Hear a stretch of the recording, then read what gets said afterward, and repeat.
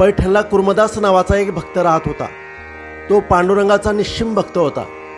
एका सत्शील ब्राह्मण घराण्यात जन्माला आलेला कुर्मदासाला दोन्ही हातही नव्हते आणि पायही नव्हते.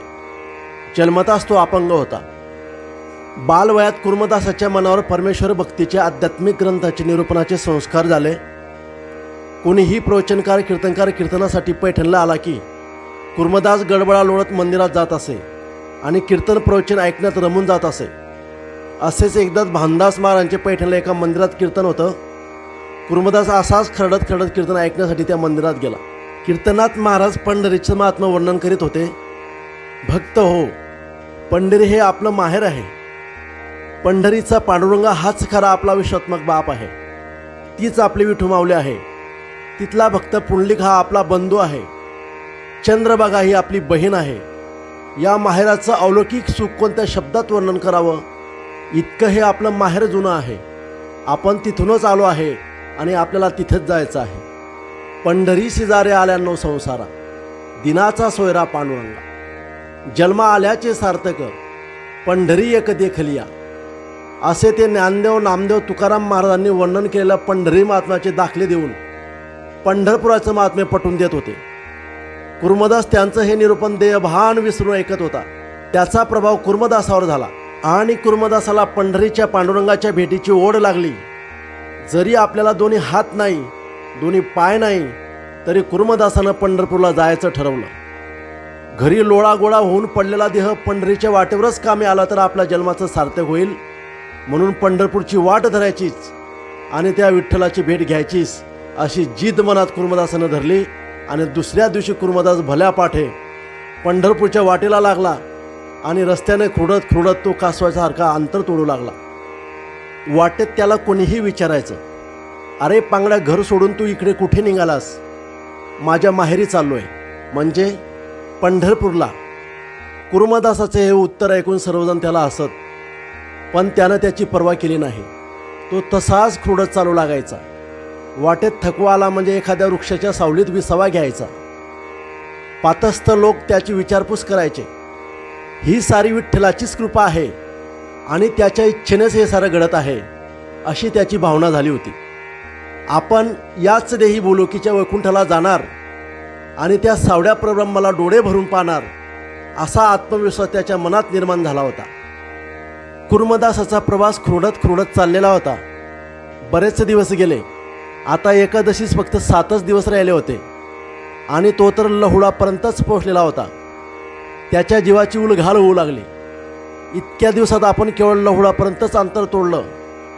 अजून पंढरी तर खूपच दूर आहे, म्हणून आपण कसे पोहोचणार? तो मनातल्या मनात उडू लागला. तेवढ्यात कुर्मदासाला समोरच काही वारकरी येताना दिसले. त्यांच्या खांद्यावर भागवताचे ध्वज शोभत होते. कपाळावर बुक्का ठसठशीत दिसत होता आणि मुखातून जय जय रामकृष्ण हरी या नामाचा घोष चाललेला होता. कुर्मदासाला आनंद झाला. आपल्या अंतरीची अर्थ त्यांच्यात दिसली.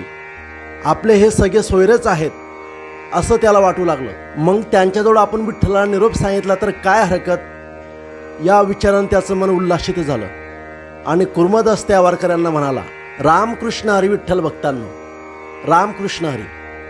आपण पंढरीला चालला आहात ना? होय.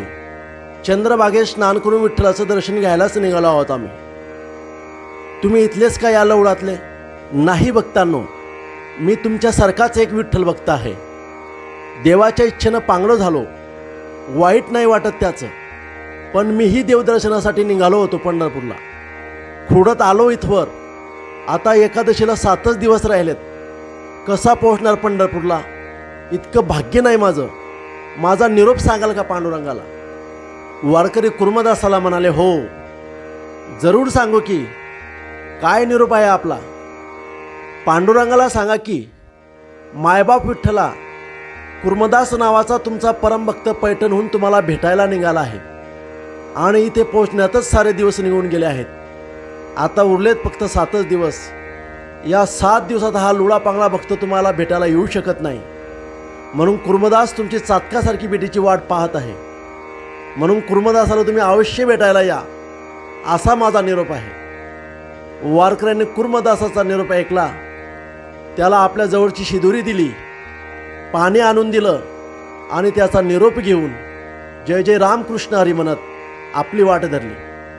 कुर्मदासाचा निरोप घेऊन वारकरी निघून गेले आणि आता कुर्मदास एकटाच वाटेत पडला होता. कुर्मदास आतल्यात व्याकुळ झाला होता. प्राण कंठासी आले होते. इतक्यात घोड्यांचा टापाचा आवाज जवळ येऊ लागला. वाटेतच पडून राहिलेल्या अपंगावस्थेतील कुर्मदासाजवळ येताच टापांचा आवाज थांबला. कुर्मदासाने पडल्या पडल्या मान ओढून पाहिले तो त्यास एका पांढऱ्या शुभ्र घोड्यावरून खाली उतरताना एक अत्यंत तेजस्वी पुरुष दिसला. त्या पुरुषाने कुर्मदासाकडे काहीसा सस्मित चेहऱ्याने पाहून विचारले, आपण कोण, कुठले? अशा अपंग अवस्थेत या ठिकाणी एकटेच का पडून राहिला आहेत? तेव्हा कोणीतरी आपली चौकशी करणारा भेटला हे पाहून कुर्मदासाचा आनंद वाटला. त्याने उत्तर दिले, मी विठ्ठल भक्त कुर्मदास आहे. पैठणहून असाच खरडत खरडत आलो आहे. पंढरीला जाऊन विठ्ठल माऊलीचं दर्शन घ्यायचं आणि आपलं जीवन सार्थक करावं ही माझ्या मनाची आस होती. पण करणार काय?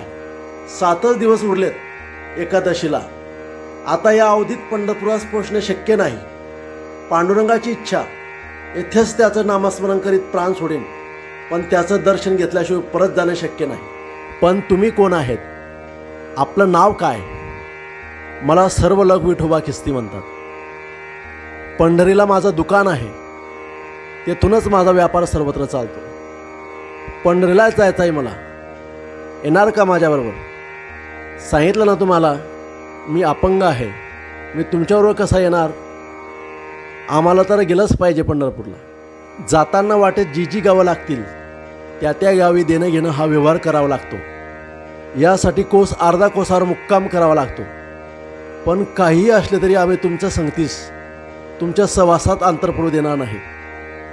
त्यांच्या बोलण्यानं कुर्मदासाला फार आनंद झाला.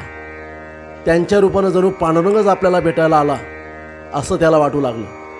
विठोबा खिस्त्यानं घोड्यावरील सर्व सामान काढलं. रात्रीचं जेवण तयार केलं. स्वतः कुर्मदासाला मोठ्या प्रेमानं खाऊ घातले आणि 2 घास जेवण कुर्मदासाबरोबर आपणही खाल्ले. आणि विठोबा खिस्त्यानं कुर्मदासाबरोबर रात्रभर लवडी या गावातच मुक्काम केला. कुर्मदासाची गप्पा मानत रात्र कशी निघून गेली ते समजले नाही. दुसऱ्या दिवशी पहाट झाली. पहाटे विठोबा खिस्त्यानं कुर्मदासाला उठवलं. त्याच्या पाठीवरून ममतेनं हात फिरवला आणि तो कुर्मदासाला म्हणाला, कुर्मदासा, तू अशीच तुझी वारी चालू ठेव. मी प्रत्येक मुक्कामावर येत जाईल आणि अशीच मदत तुझी मी करत जाईल. मी आता माझ्या व्यापारासाठी निघतो. अशा प्रकारे स्वतः देवाने विठोबा खिस्तीच्या रूपात कुर्मदासाची सेवा केली आणि विठोबा खिस्ती तिथून निघून गेले. इकडे पंढरपूरला कुर्मदासाचा निरोप घेऊन आलेली वारकरी मंडळी चंद्रभागेचं स्नान उरकून श्री विठ्ठलाच्या दर्शनाला आली. त्यांनी पांडुरंगाचे दर्शन घेतले व कुर्मदासाचा निरोप पांडुरंगाला सांगितला. वारकऱ्यांकडून कुर्मदासाचा निरोप मिळताच देव पंढरपुराहून कुर्मदासाच्या भेटीसाठी तातडीने लहुडला निघाले.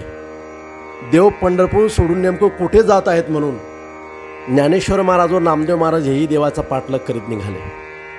लहुडकडे जाताना विठुरायाला रस्त्यात आरणभेंडी गाव लागले. तेथे देव सावता महाराजांना भेटले. सावता महाराजांची भेट झाल्यानंतर तेथून कुर्मदासाकडे लहुडला गेले आणि कुर्मदासाला चतुर्भुज रूपात दर्शन दिले. कुर्मदासाला देवाने वाटेतच भेट दिली आणि कुर्मदासाचा उद्धार केला. अशा प्रकारे कुर्मदासाला वाटेतच पंढरी भेटली.